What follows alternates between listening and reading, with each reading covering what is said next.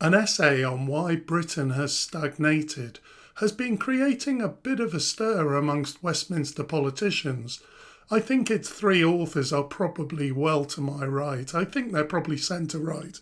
Indeed, the report has been endorsed by a number of Conservative politicians. But good analysis is good analysis, and I thought that the essay raises some really interesting points. It summarises some of the different theories out there explaining why UK growth has been sluggish and productivity so low. It says, however, that all of these explanations miss the biggest obstacle.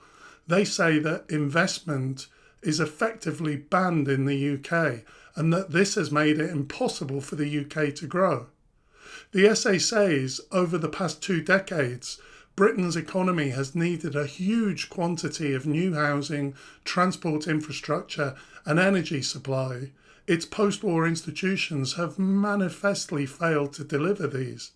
So far so good, I really agree with this, and at this point I'd normally blame austerity, and there's no doubt that austerity has significantly contributed to it. But the essay points out that austerity was at least as tough across Europe, yet an economic gap has opened up between the UK and other major economies, and it's a really interesting point. The authors ask the question, why is France so rich? They point out that France has heavy regulation, that it's dominated by labour unions, that it's heavily taxed, yet French workers are significantly more productive than British workers. The authors clearly see the regulation, unions and tax as negatives, that the French economy has been more successful than the UK despite these negatives. Of course, I don't think those things are negatives, and perhaps that does partly explain why France is doing better than the UK. However, that's a debate for another day. According to the essay, the reason why France is more successful is simply that it does a good job building the things that Britain blocks: housing, infrastructure and energy supply. The article argues that the UK's restrictive planning laws, particularly since the Town and Country Planning Act of 1947, are one of the main causes of the country's economic stagnation. The authors assert that these laws have made it exceptionally difficult to build new housing, especially in prosperous areas where demand is the highest, and this has led to severe shortages and skyrocketing property prices. They contend that the planning system not only impedes the construction of homes, but also obstructs the development of essential infrastructure like transport networks and energy facilities, and that this limits investment, hindering economic growth and exacerbating regional inequalities. The report gives lots of examples, some of which are quite stark and shocking. I'll outline a few of the examples here, but the whole article is actually a good read because it includes quite comprehensive evidence. In relation to building homes, France has 37 million homes compared to the UK's 30 million, despite the fact that both countries have similar populations.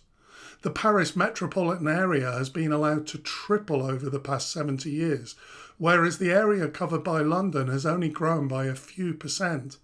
Of course, there are arguments as to why it's good that London hasn't been able to expand into the countryside surrounding it. However, this has come at a high cost in terms of housing, making it almost impossible for anyone other than the rich to buy property in London. Even renting is stupidly expensive. In relation to energy, UK industrial electricity prices are significantly higher than France and even higher than the US. The UK doesn't produce enough of its own electricity, that's just a fact. Per capita electricity generation in the UK is just 2/3 of what it is in France. And the essay says that the UK is closer to developing countries like Brazil and South Africa in terms of per capita electricity output than we are to Germany, Japan, China, Sweden or Canada. Looking at the cost of building a nuclear power plant, our nuclear power construction costs are the second highest in the world, significantly more expensive than many other countries, as shown in this chart.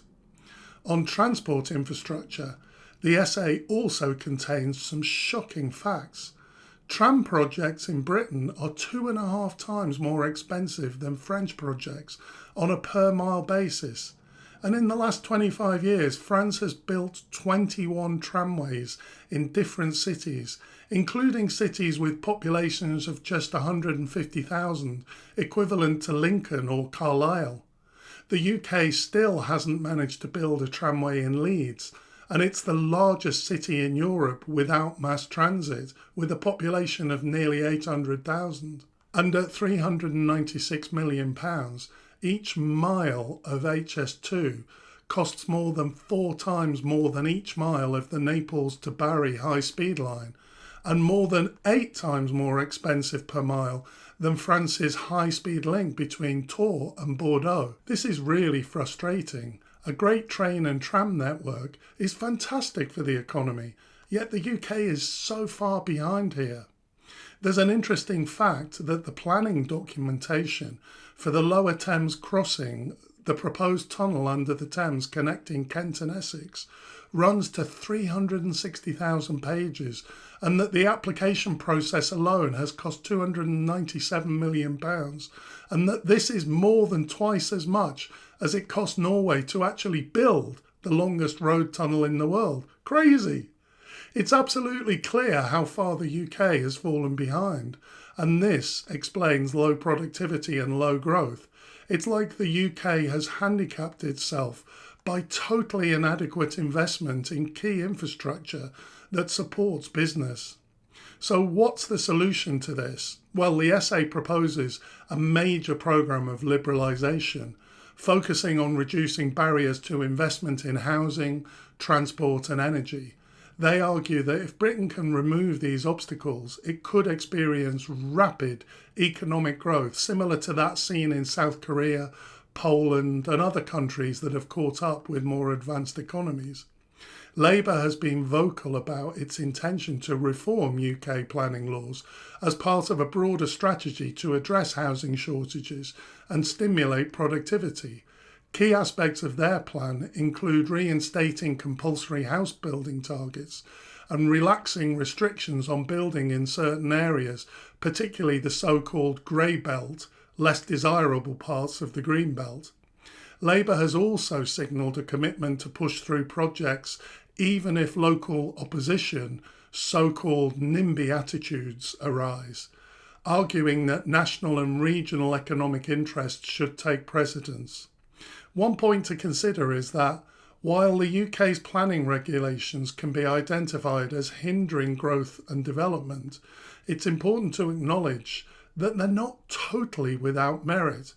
These planning rules have provided a high level of protection and standards that do safeguard the country's environmental, wildlife, historical and architectural heritage. Stringent planning controls have helped preserve green belts, maintain the character of historic towns and villages, and ensured that new developments meet rigorous safety and quality criteria. This has definitely prevented haphazard urban sprawl.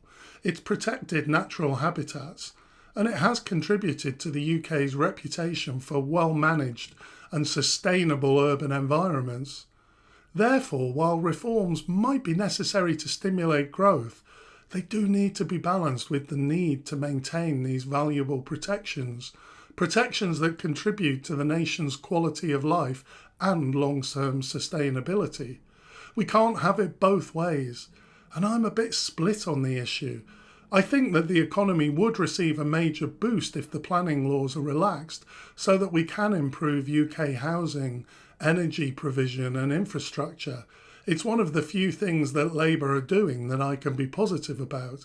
I don't think we can be NIMBYs anymore. We need to build in all of our backyards. At the same time, I do care about the things that are built into the planning rules, so I don't think we should just liberalise and have a free-for-all. I think overall I agree that planning restrictions should be liberalised.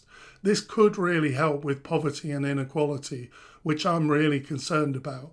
However, rather than just deregulation and a business free-for-all, I think I would prefer the state to be taking the lead on this. We need an ambitious state programme for house building, rail and tram networks, nationalised utilities and so on. We probably do have to accept some expansion of our cities and towns if we want more houses to be built, even if that comes at some cost to natural habitats and to the existing inhabitants of a town. Thanks for watching, and I'll see you next time.